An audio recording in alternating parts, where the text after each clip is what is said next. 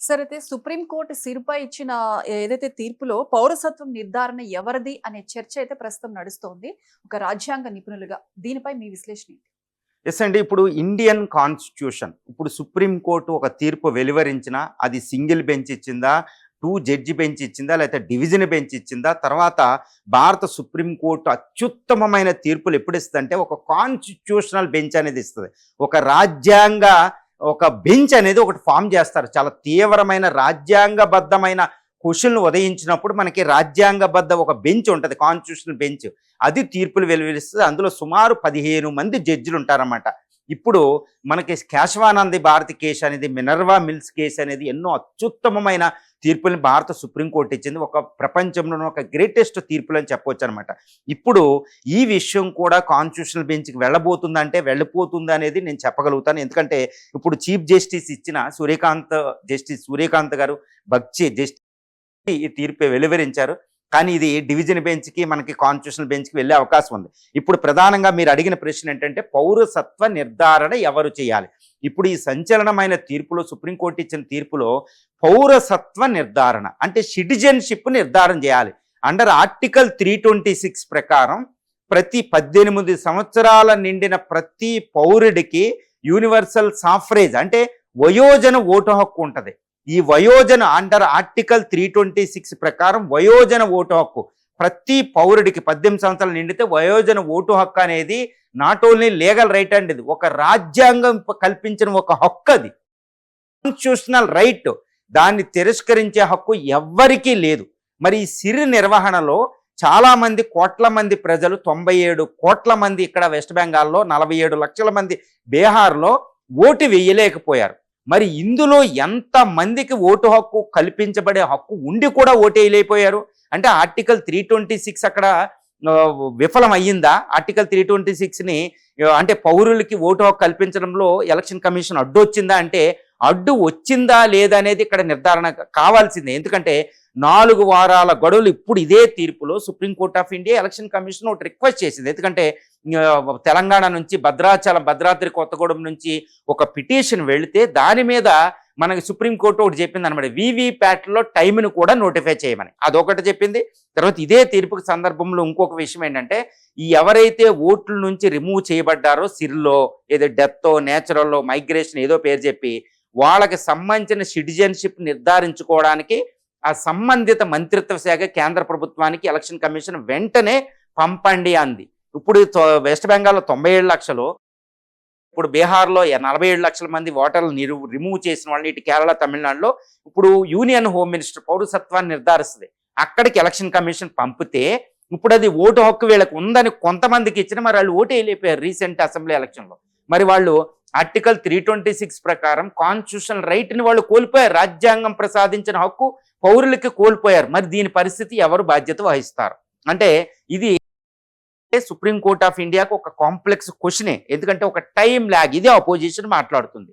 ఎందుకంటే కరెక్ట్గా ఎలక్షన్ వచ్చే ముందే ఇదే టైం చూసుకుని మీరు సిరివి నిర్వహించడం ఏంటి? చాలా రోజుల ముందు ఎందుకు నిర్వహించలేదు? ఎలక్షన్ ముందు ఈ యొక్క మైనారిటీ ఓట్లని బడుగు ఈ అపోజిషన్ పార్టీకి సపోర్ట్ చేసే పార్టీ సంబంధించిన ఓటర్లను మీరు పక్కన పెట్టిస్తున్నారు అని కాంగ్రెస్ డైరెక్ట్గా చెప్తుందండి. కాంగ్రెస్ ఏం చెప్తుందంటే తన జయరాం రమేష్ గారు వీళ్ళు ఒకటే చెప్తున్నారు, ఇప్పుడు నరేంద్ర మోడీ ఎన్డీఏ ప్రభుత్వం మీద పూర్తిగా ఆగ్రహంతో ప్రజలు ఉన్నారు. ఈ ఆగ్రహం ఉంది, యాంటీ ఇన్కంబెన్సీ ఉంది కాబట్టి దీనికి సంబంధించిన ప్రజలను ఓటు హక్కు వేయకుండా ఇది ఒక పెద్ద మోటివ్గా ప్రత్యేక ఓటర్ సవరణ ఎలక్షన్ కమిషన్ చేపిస్తుందని ప్రధానమైన ఆరోపణ అనమాట. ఇక్కడ రాజ్యాంగం ఏం చెప్తుంది? ఒక సుప్రీంకోర్ట్ ఆఫ్ ఇండియా అయినా, ఎలక్షన్ కమిషన్ ఆఫ్ ఇండియా అయినా, రాజకీయ పార్టీలైనా, పార్లమెంట్ అయినా ఏదైనా భారతదేశంలో రాజ్యాంగాన్ని తూచా తప్పకుండా అమలు పరచాల్సిందే. ఇప్పుడు రాజ్యాంగాన్ని రాజ్యాంగంలో ఏం చెప్తుందో చూద్దాం. Election commission of India articles అనేది ఆర్టికల్ 324 నుంచి 329 వరకే ఉంది. దీని ప్రకారం ఏంటంటే దేశంలో స్వేచ్ఛ పారదర్శకమైన వాతావరణంలో ఎలక్షన్ నిర్వహించడం, ఓటర్ పీరియాడికల్లీ ఓటర్ లిస్టును తయారు చేసి ఓటర్లు రివైజ్ చేయడం కూడా, అంటే ప్రత్యేక ఓటర్ సవరణ దాని హక్కు కూడా, దానికి ప్రైమరీ డ్యూటీ కూడా. అది ఎలక్షన్ కమిషన్. ఇది రాజ్యాంగం అమల్లోకి వచ్చిన 1950 జనవరి 22 ముందే ఈ యొక్క ఆర్టికల్ 324, 326 అమల్లోకి వచ్చినాయండి. 329 వరకే. దాని ప్రకారమే మొట్టమొదటి జనరల్ ఎలక్షన్స్ కూడా జరిగినాయి. సుకుమార్ సేన్ ఆధ్వర్యంలో జరిగినాయి.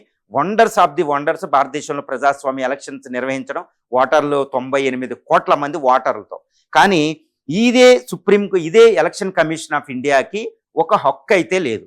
సిటిజన్షిప్ నిర్ధారించే హక్కు రాజ్యాంగ పరంగా ఈ యొక్క ఎలక్షన్ కమిషన్కి ఏ మాత్రము లేదు అనేది ఇక్కడ మనకి తూచా తప్పకుండా రాజ్యాంగంలో ఆర్టికల్ 320 తెలిసిపోతుంది. దాన్ని అమలుపరచడానికి వచ్చిన రిప్రజెంటేటివ్ ఆఫ్ పీపుల్స్ యాక్ట్, ప్రజా ప్రాతినిధ్య చట్టం 1950, ప్రజా ప్రాతినిధ్య చట్టం 1951, ఈ 3 ఎలక్షన్ కమిషన్ ఆఫ్ ఇండియాకి ప్రాతిపదికలు. వీటి ప్రకారం ఎక్కడా కూడా సిటిజన్షిప్ని నిర్ధారించే హక్కు ఎలక్షన్ కమిషన్కి అనేది మనకి 100% అబ్జల్యూట్గా తెలిసిపోతుంది. కానీ ఇక్కడ సిటిజన్షిప్ని, పౌరసత్వాన్ని నిర్ధారించే హక్కు ఎవరికి ఉంది అనేది మనం చూడాలి. రాజ్యాంగంలో మొట్టమొదటి ఆర్టికల్ 5 నుంచి 8 వరకే, 5, 6, 7, 8 ఈ 4 ఆర్టికల్లో భారతదేశంలో పౌరులు ఎవరు, భారతీయులు ఎవరు, భారతీయులు కాని వారు ఎవరు అనేది చక్కగా కాన్స్టిట్యూషన్లో వివరించబడింది. కానీ దీన్ని నిర్ధారించే హక్కు రాజ్యాంగంలో పూర్తిగా చెప్పకుండా పార్లమెంట్ ఆఫ్ ఇండియాకు వదలడం జరిగింది. పార్లమెంట్ ఆఫ్ ఇండియా నిర్ధారించాలి. దానికి అనుకూలంగా ఆర్టికల్ 5 నుంచి 8కు అనుకూలంగా 1955లో సిటిజన్షిప్ యాక్ట్ అనేది ఒకటి తీసుకురావడం జరిగింది 1955లో. దీనిని ఎన్నోసార్లు 4-5 సార్లు సవరించారు. ఇప్పుడు బీజేపీ ఎన్డీఏ ప్రభుత్వం 2019లో సవరించింది సిటిజన్షిప్ అమెండ్మెంట్ యాక్ట్. అది వివాదాస్పదం. ఇప్పుడు దీని ప్రకారం citizenship amendment act, citizenship act article 5 నుంచి 8 ప్రకారం పౌరసత్వాన్ని నిర్ధారించే హక్కు అనేది కేంద్ర ప్రభుత్వాన్ని ఈ చట్టం ప్రకారం. అంటే ఈ బాధ్యత యూనియన్ హోమ్ మినిస్ట్రీ దాన్ని ఆధ్వర్యంలో చూస్తుంది అనమాట. అంటే అమిత్ షా గారు ఉన్న ఈ మంత్రిత్వ శాఖ చూస్తుంది. మరి ఈ సిటిజన్షిప్ అమెండ్మెంట్ యాక్ట్ నిర్ధారణ హోమ్ మినిస్ట్రీ చూస్తున్నప్పుడు అంటే ఇది ఇన్ఫ్రింజ్మెంట్ ఆఫ్ లాస్ అంటారు. అంటే ఈ యొక్క ఎలక్షన్ కమిషన్ డ్యూటీల్ని, యూనియన్ హోమ్ మినిస్ట్రీ డ్యూటీలను కూడా ఎలక్షన్ కమిషన్ తీసేసుకుంటుంది. ఇప్పుడు సుప్రీంకోర్టు ఈ కాంప్లెక్స్ ఇష్యూని చెప్పింది ఏమనంటే, పౌరసత్వం ఉంటేనే ఓటర్ హక్కు ఉంటుంది కాబట్టి పౌరసత్వాన్ని చూసే హక్కు కూడా ఎలక్షన్ కమిషన్కు ఉంటుంది అన్నట్టు ఇప్పుడు సుప్రీంకోర్టు చెప్పేసిందండి, డైరెక్ట్గా చెప్పేసింది. అంటే ఏంటి, ఇప్పుడు కేంద్ర మంత్రిత్వ, యూనియన్ హోం మంత్రిత్వ చేసే పనిని ఎలక్షన్ కమిషన్ ఆఫ్ ఇండియా కూడా చేస్తుంది అన్నట్టు తీర్పు వచ్చింది. ఇది అబ్జెక్షనబుల్గా ఉంది కాబట్టి మళ్ళా రైట్ చేసే అవకాశం ఉంది. మరి ఇక్కడే అసలైన విషయం కాన్స్టిట్యూషనల్ డ్యూటీస్. ఎందుకంటే whether it is a supreme court of India, whether it is a election commission of India, election commission అయినా సుప్రీం కోర్ట్ ఆఫ్ ఇండియా రాజ్యాంగబద్ధంగా పనిచేయాలి. పార్లమెంటు ద్వారా వచ్చిన చట్టాన్ని కేంద్ర మంత్రి, యూనియన్ హోం మంత్రిత్వ శాఖ నిర్వహిస్తుంటే సిటిజన్షిప్ ఎవరని నిర్ధారించడానికి మరి ఎలక్షన్ కమిషన్ ఆఫ్ ఇండియా మధ్యలో దూరడం ఏంటి? So there is a infringement of అంటే ఒకళ్ళ డ్యూటీలు ఒకళ్ళు చేయడం వచ్చేసింది. ఇదే అపోజిషన్ పార్టీ రైట్ చేసింది, ఇదే పిటిషనర్స్ రైట్ చేసిన విషయం. ఈ విషయం ఇంకా పరిష్కారం అయిందని నేనైతే అనుకోను. అంటే ఏంటి, ఇప్పుడు స్పెషల్ ఇంటెన్సివ్ రివిజన్ చేసేటప్పుడు ఇప్పుడు election commission of India BLOs, booth level ఆఫీసర్స్తో పాటు యూనియన్ హోం మంత్రిత్వకు సంబంధించిన ఆఫీసర్స్ కూడా అక్కడ లేకపోతే ఈ తీర్పు కాన్స్టిట్యూషనల్ వైలేషన్ జరుగుతున్నట్టే అని మనం భావించవచ్చు. ఎందుకంటే ఆర్టికల్ 5 to 8 అనేది సిటిజన్షిప్, పౌరసత్వాన్ని నిర్ధారించే హక్కు యూనియన్ మంత్రిత్వ కేంద్ర ప్రభుత్వాన్ని. ఎలక్షన్ కమిషన్ ఆఫ్ ఇండియా ఏంటి, ఈ ఓటర్ ఉన్నారా లేదా ఎలక్షన్ జాబితా సవరణ. మరి ఈ రెండింటికి చాలా డిఫరెన్స్ ఉంది. మరి ఇలాంటప్పుడు ఎవరి డ్యూటీ వాళ్ళు చెయ్యాలన్నమాట. ఇలా డ్యూటీ ఒకరిదొకరు చేస్తే అది వ్యవస్థ ముందుకెళ్ళదు, రాజ్యాంగబద్ధత కాదు.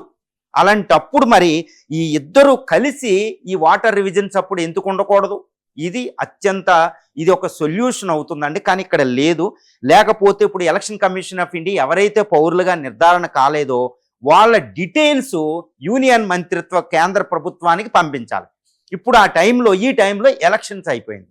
ఇప్పుడు వెస్ట్ బెంగాల్లో 97 లక్షల మందిని రిమూవ్ చేశారు. తర్వాత బీహార్లో 47 లక్షల మందిని రిమూవ్ చేశారు. తమిళనాడులో లక్షల మంది, కేరళలో లక్షల మంది. ఇప్పుడు పుదుచ్చేరిలో ఈ స్టేట్ ఎలక్షన్స్ అయిపోయి కొత్త ప్రభుత్వాలు వచ్చేసినాయి. కానీ ఓటర్లు ఓట్లు వేయలేకపోయారు. ఈ ఓటర్లు ఇప్పుడు కేంద్ర ప్రభుత్వానికి పంపించిన తర్వాత అందులో చాలా మందికి ఓటు హక్కు మళ్ళీ రివర్స్ వస్తుంది. మరి రివర్స్ వచ్చినప్పుడు ఈ మధ్యలో 5 సంవత్సరాలకు ఒకేసారి వచ్చిన ఒక క్రూషియల్ ఎలక్షన్లో, ఒక కీలకమైన ఎన్నికల్లో వాళ్ళు ఓటు హక్కు వినియోగించుకోలేకపోయారు. మరి అది ఆర్టికల్ 326 ప్రకారం ఒక రాజ్యాంగబద్ధమైన హక్కుని ఆ పౌరులు కోల్పోయారు. మరి దీనిని ఏమనాలి? ఇది కూడా రాజ్యాంగంలో ఆర్టికల్ 326 వైలేషన్ చేస్తుంది ఈసీ అనాలి. మరి ఈసీ దీనికి బాధ్యురాలా? ఇది ఇలాంటిది కాన్స్టిట్యూషనల్ క్వశ్చన్స్ ఉదయిస్తున్నాయి. కాబట్టి ఇది ఫైనల్ తీర్పు అనేది నా విషయంలో కాదు, ఇంకా దీని మీద పిటిషన్ రాబోతుంది.